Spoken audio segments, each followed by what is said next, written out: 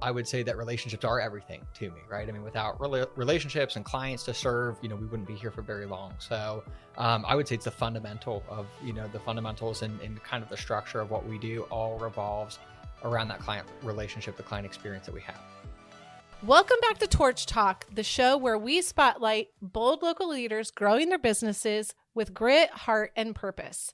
Today, we're talking with Drew Gooding, a financial advisor who started out chasing Wall Street, but discovered his calling in something far more personal, helping people build their futures by first building trust. Drew has built his business on relationships, showing up consistently, asking better questions, and walking with clients through life's biggest transitions. This episode is about what happens when your business is less about performance and more about people.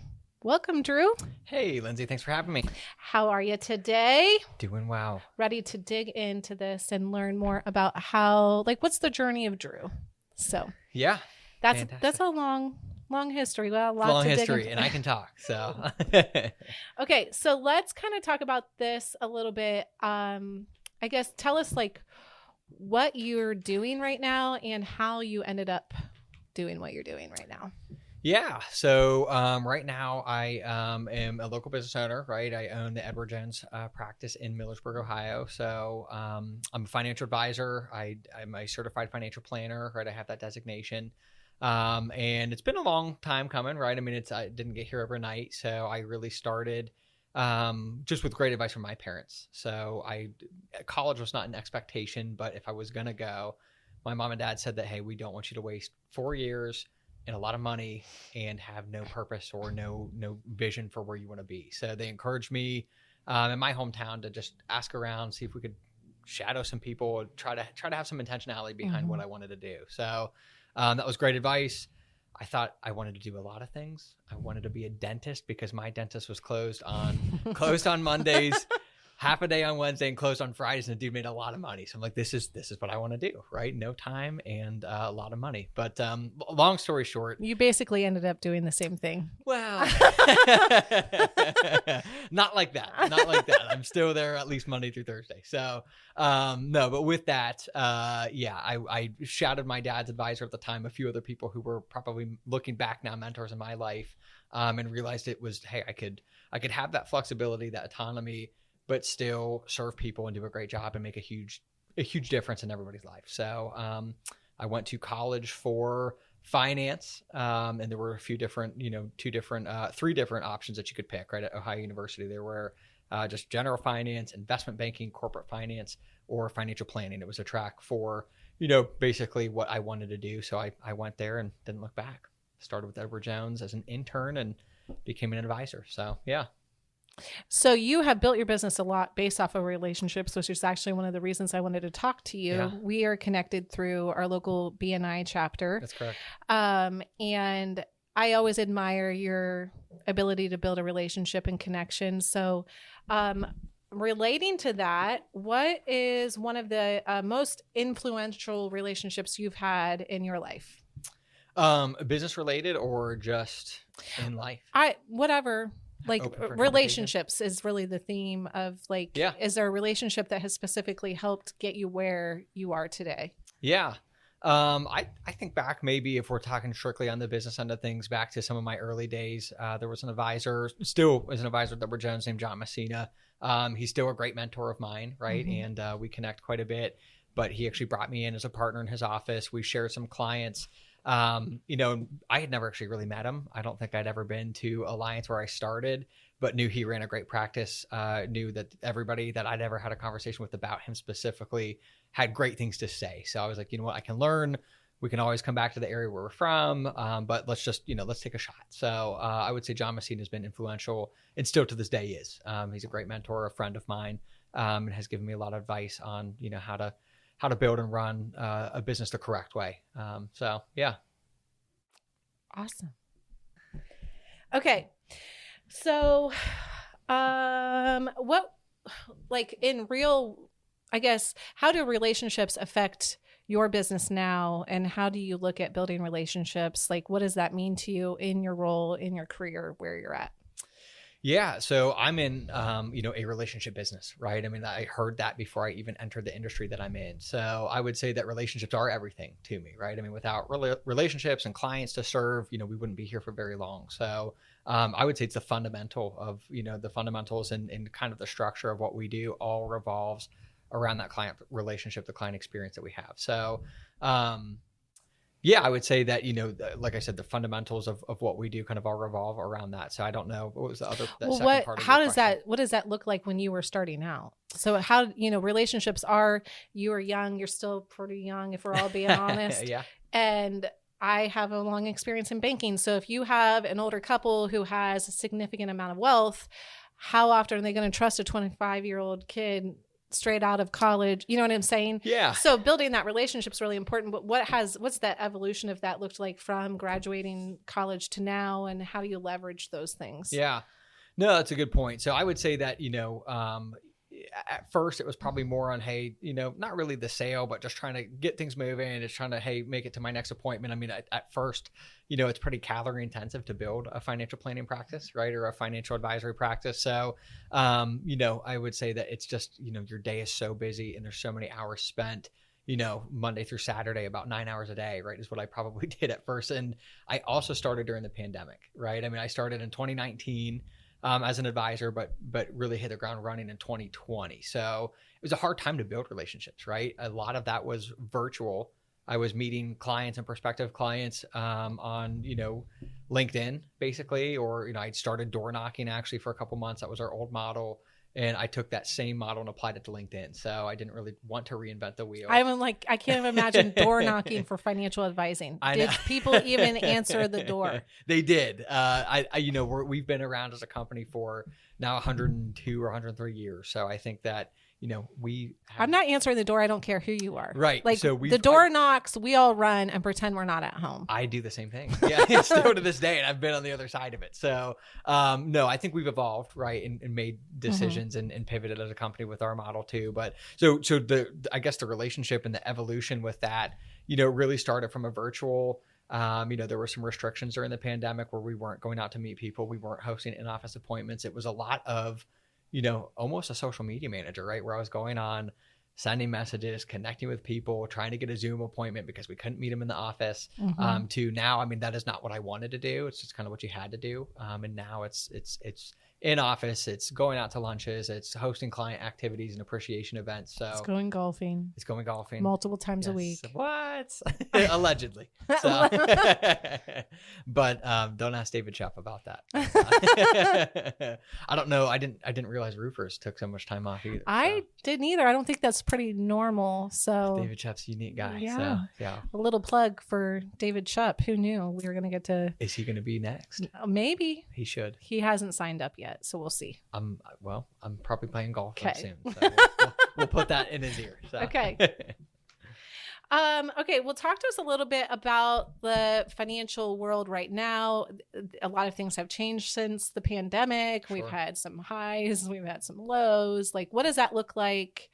I mean, we're not looking for investment advice, but I guess what does that look like for you? What does your day-to-day look like when you're working with clients? Do you know what I'm saying? Yeah. I know you solve a lot of problems with people. You're probably talking people off a ledge on a regular basis, depending on what's happening. So yeah. I think that, a lot of what I do, I probably wear 3 different hats, right? And the least amount of time of what I'm spent doing is actually, the investment research, the, investment side of things. It's more probably the behavioral side of finance, right? I think with, financial advising, money and wealth is an emotionally charged thing, right? I mean, it is highly emotional. So, I mean, to your point, right? I don't know if it's necessarily talking off a ledge, but it's more of a, hey, just coaching through difficult times, coaching through uncomfortable market scenarios. I think if we're doing our job to the fullest, we've had a plan for this. We've had the conversation maybe before it got there. And we have maybe a down market strategy, or we have some form of a conversation ahead of time to look at your expected risk and, some of those market scenarios ahead of time. So, but like you said, yeah, a lot of it goes back to that relationship. I'm always shocked, when you really stop and think about how much of our economy is driven by I say men's emotions, but it's really anybody's emotion. But you know what I mean? It really is an emotional thing. So it's all about speculation and how people are feeling. Sure. But that's not what we think. It just looks like numbers on a chart. But those numbers, we could spend a lot of time like really digesting this. Kind of crazy, actually, when you think about that. Yes. Very sentiment driven for sure. We were talking about that a lot because like we get asked about market conditions, like are people buying? Are they not buying? Consumer confidence highly affects marketing. Sure. So it is all really connected, and it's like not something I necessarily want to pay attention to. But to do a good job for our clients, I am paying attention to it. And it's a little bit exhausting sometimes. I'm sure you feel that sometimes too. Like when things are changing so fast, you're like, you can feel like you have whiplash a little bit. Yeah, it can be. It can be overwhelming, right? But I think you just have to be a rock and a foundation because right, based on math and history and, everything, market research and data that, hey, we're, this too shall pass. So if you're only looking at a short period of time, it can seem really, really crazy. But yeah, if you're looking over a 10, 20, 30 year period of time, then what looks like a huge hill right now is really just a small dip. So okay, what is maybe a hard lesson that you've learned in relationships or something like, has there been a relationship mistake that has been made or something that you wish you could go back and change?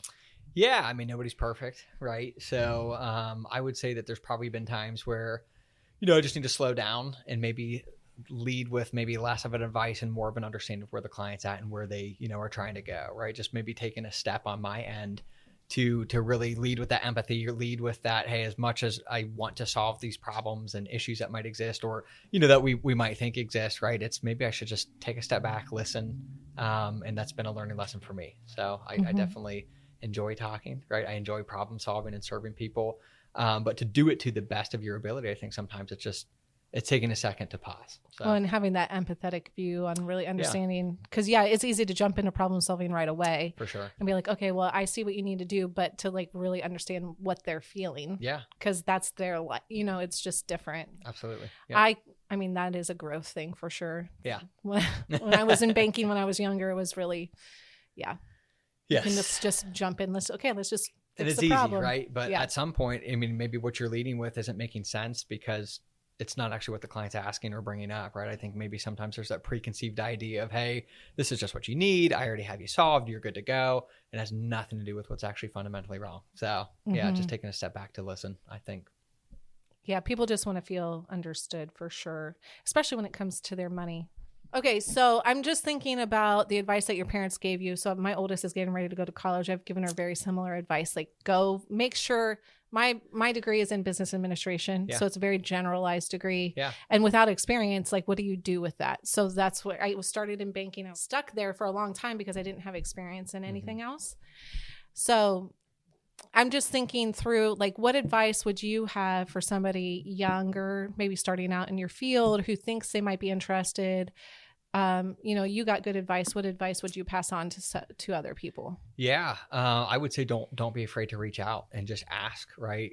Sit down with somebody, ask if you can pick their brain. Hey, I just want to, take you to coffee, ask you to lunch, right? And just say, hey, what do you do day to day? What skills do you need in your job? So I would say, don't be afraid to ask, right? And the worst, somebody. I was going to say, what do you ask though? Sometimes they don't even know because they don't know what they don't know. So like, how do they know what questions to ask? What would you tell somebody to ask if they're thinking about going into the financial advisor?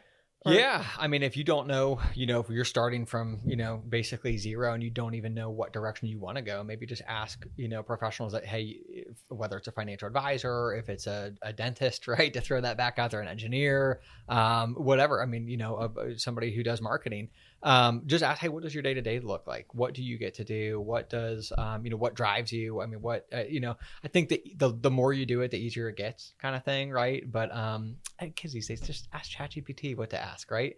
I mean, that's true. That works, come right? up with a good hey, list what of should I ask? 10 questions to How ask? do I figure out my purpose for my life? There you go, right? And Dr. ChatGPT will solve all. So, no, but I, in all seriousness, I think that if you just ask, what does the day look like? What does success look like in your industry? How do you measure a good day? I think just a lot about the day to day, right? What do you think the common misperceptions about your job would be? I think probably that people think I just sell stocks all day long, right? That you're just sitting there day trading. That I'm just sitting there, looking at stocks and looking at research where it's little to none of that, right? On most days. It's a lot more relationship driven, which is one of the things I like about you and had you on the show. Yes. But I for sure think like that's what I would see. I think that like, have you ever done a disc test, like a personality? I haven't completed it. I started it and then got busy. And, I don't know if there's like in that personality test like squirrel, but that's where I'm at. So, I'm all over the place. So, okay. Yeah. Well, okay. So there's DISC, I super high, okay. Relationship driven. Yeah. So they are based off of influence, and most people in a sales position will do better if they're in an I. Okay. Okay. Yeah, we should so do that you are for sure an I. Yeah. Let's set that up. We're going to do that as a team in September. In. We can include you. You can be a part of the Fierce Please family do. when you do that. Please do. Anyway, it's just interesting to think about, like, if you look at somebody's personality characteristics, like if they don't like people, they really shouldn't do your job. Very much so. Yeah. Yeah. Yeah. I mean, you are here to serve people, right? And going back to the dentist side of things, I was probably looking at the wrong way, right? I was looking at a dollar sign where, I figured after out shadowing my dentist at the time, right, that, hey, there's actually a lot more to this than just making a lot of money and taking a lot of time off, right? I think you have to have a passion for what you do. I think you have to be there. The money will come, right, with whatever industry you're in. I mean, you'll figure that part out, but I think you have to have a heart to be there, right? You don't want to hate your job every day. You don't. I mean, at the end of the day, it's still a job, right? That was, again, good advice from my dad. So shout out to Steve Gooding. But, he was like, hey, he's a clinical pharmacist and, he does a great job. He enjoys it. He's like, at the end of the day, it's still a job, right? Do something that you can actually focus on, on what's important to you. Mm-hmm. Still enjoy it. Don't dread it, but it's still a job, right? Nobody works because hardly anybody works because they want to be there, right? So it's good advice. I was like that when I was younger. I was thinking about, since starting Fierce, do I work? I'm definitely working because I want to be here, but it's different. Yeah. It's different when you're the business owner. For sure. Yeah, no doubt. It's not just a job for me. I would agree, right? I would agree. But, and again, you're probably an anomaly, but that's a good spot to be, right? I mean, I don't know how many people are really at their job because they want to be, right? But unless you provide an environment that they want to be in. That's a good point. And that is the goal for the entrepreneur. That's my goal anyway. It's not like that all the time. It still is a job for, I would say, most of our employees, but is there any relationship, personal or professional, that's inspiring you right now? Or, like you had the financial advisor that was a mentor before. You said he's still a mentor now. Yeah. Is there anybody else that you feel like is super influential? Yeah, sure. I mean, there's probably 12.5 people. I mean, I could name and pick, right, to talk about this. I mean, obviously my wife, my parents, my family's always been close, right? Mm-hmm. So that's, always been very important to me.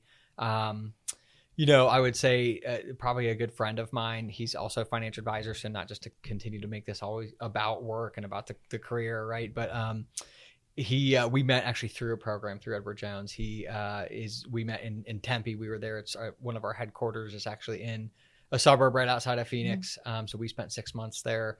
It was a program that doesn't exist anymore, but now, it used to for people right out of college. So there were 17 of us from all over the country. And just for some reason, this guy and I got along. We still do. And it's hilarious to see us beside each other. He played on the offensive line for Clemson. So D1 college football, big dude. And then there's me, who's like 5'9" on a good day, right? So I'm like, hey, man, what's up? But no, we talk a lot. I would say that there's been a lot of back and forth. And I probably have a lot to say thank you for. And a lot to, hey, those first couple of years are hard, right? Like I mentioned. Where does he live now? He lives in Anderson, South Carolina. So just a town right beside Clemson. But what a blessing to have somebody else who's doing what you're doing. Isn't even competition to you, really, because he's in a whole different geography, but you can have somebody to go through that with. Absolutely. And kind of say, hey, I'm struggling with this. Yeah. How are you handling this? And you guys kind of give that back and forth. That is a huge blessing, especially through the pandemic. Especially a lot of the mentors that we had didn't do that. Nobody had gone through the pandemic before, so a lot of it was, like I said, I have a lot to be thankful for. He's probably a huge reason why I am here still today, right? Because it was just idea sharing and, hey, I'm doing this and I'm having a little bit of success. What are you doing? Verbiage, LinkedIn, prospecting, all of that was kind of developed not just on my own, but with Isaac as well. So yeah, it was cool. That's a great testament to a relationship. I understand. I mean, I was reading recently about how much relationships, it's not just a work thing, like it's actually your relationships that surround you are indicator of our overall happiness For and sure. how influential they are. But they can also, I mean, so they bring us business, they bring us lots of things, and then they bring us happiness, contentment, like all of those things as well. So No doubt.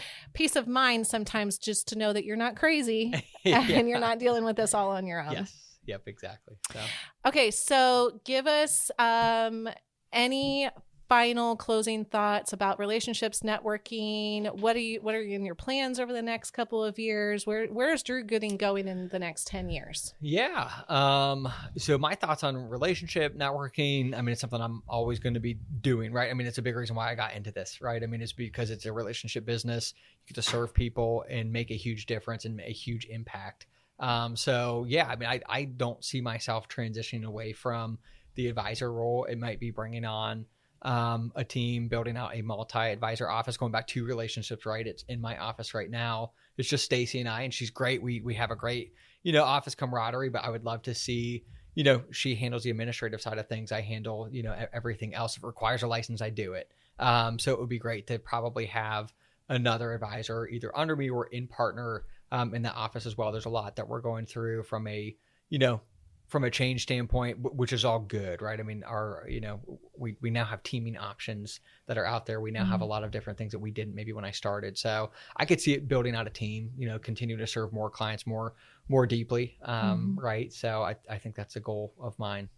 Any networking advice that you have? You're kind of like the number one networker. You are the number one networker, Lindsey. So I don't know. Maybe we're neck and neck. I don't know. We're hanging in there. I think I think you have surpassed me. I think I am left in the dust, left in your shadow. But you know what? My advice is I'm genuinely curious, like authentically curious. Yeah. Like I just want to know people. Yeah. So because I want to know people and really understand who they are and what they do, then I'm always reaching out. But I see the same thing in you. Like you are always asking people questions, and you make the time to get together with them. Yeah. And that's really the biggest thing, right? Like if you're not going to network if you're not in front of people. For sure. Yeah. And I think you have to want to be there, right? I mean, I genuinely want to be part of what drew me to this industry is, I run my day, right? It's my practice, it's my business, right? I mean, a lot like you where, hey, as the business owner, you get to kind of do what you want, right? And that drew me to this industry. And I want to be around people, right? I mean, I think I get energy from being around people. I'm definitely an extrovert. So, and to your point, right? It's that genuine, authentic question of, hey, just tell me about you, right? Tell me where you're from and what you do, and you have kids and a wife or whatever that might look like. It's just, I love to hear people's stories. So, I think without any attachment that may or may not result in business. Absolutely, if it does, it does. And if it doesn't, it doesn't. Yeah, absolutely. And that goes back to probably my advice, right? Is you have to be there for the right reasons, right? I'm not asking these questions because at the end of the day, I have some motive of, man, I just want I want to manage your account, right? It's, hey, just tell me about you, right? And if I never meet you again, great. But, I might learn something that I didn't know before, or I just, I just enjoy being around people having this conversation. So, yes. Yeah. Drew, Lindsey, do you want to give a shout out to anybody in your community who leads with heart, whether it's a client, team member, or a local group that models what a relationship first business looks like? So it's your chance to kind of give a little shout out to anybody else. Yeah. You want to shine a spotlight on. So I would say a couple, obviously B&I, who we met through, right? I mean, if anybody would like to kind of come see what that looks like, we'd love to have you, right? I think it's one of those things where every B&I in the whole entire world, it doesn't matter where you're at, would like to have you in their group. Yes. Just look up B&I. If you don't know what it stands for, it's not breakfast and ice cream, right? You actually go in there and meet and do things. So but I would say probably an inspiration recently was Stacy in my office, right? I hired her a couple years ago, but she works with, and it something that's important to her. It's an organization out of Worcester. They're actually called the Forget Me Nots. So they help. Yeah. They just had a 5K this weekend. They just had a 5K. Yep. Stacey was out of town and couldn't run it, but she recently worked with Edward Jones, and we do some charitable giving as a company, and they were awarded with, and Stacy was rewarded with, not monetarily, but, basically a check for $5,000 in a grant. So wow. That was such an inspiration to see Stacy. So not only did she help that local community and organization, but she was actually featured for her efforts in that. Cause we do, I mean, anything from, she does a lot of just on her own, knitting, and I think I always call it knitting, and Stacy's like, it's not knitting, I think it's sewing or quilting or crocheting. I don't know. She does all that, and I genuinely. We're sorry, Stacy. Yeah, sorry, Stacy. But with that though, she does a lot of her own time and own materials of donations to the Forget Me Nots. So that was inspiring. We actually did in our region, Northeast Ohio, we did a day where we made little quilts for, for those families. And with that whole event plus that grant, was actually recognized in a firm-wide news article. So sometimes I feel special, right? There's 20,000 advisors at Edward Jones. There's like 70,000 people that work there, 30 to 70. I forget exactly the number, but 50 to 70. But long story short, she was recognized in a firm-wide article, which was awesome really for her efforts. So that was inspiring. And it brings a great spotlight to the local organization. Forget Me Not Baskets does do great things here locally. Absolutely. So I know another cross-country mortgage based out of Worcester is heavily involved with their organization as well. And they were super pumped to support the 5K last week. So good little shout out there. Yeah. So shout out to, obviously, Forget Me Nots, but then Stacy too for her efforts. That was awesome. That was inspiring. So. Well, it's great to have her as a part of your team. So yep. All right. Drew shows us that real impact isn't measured in dollars. It's measured in trust, care, and long-term connection. His business proves that when you lead with relationships, everything else follows. So thanks so much for being on the show today with me, Drew. Yeah. Hopefully somebody got something out of this, and we'll see what happens. Yeah. Thank you, Lindsey, for having me. Thank you guys at Fierce for hosting me today. Always happy to have you in the office. Happy to be here.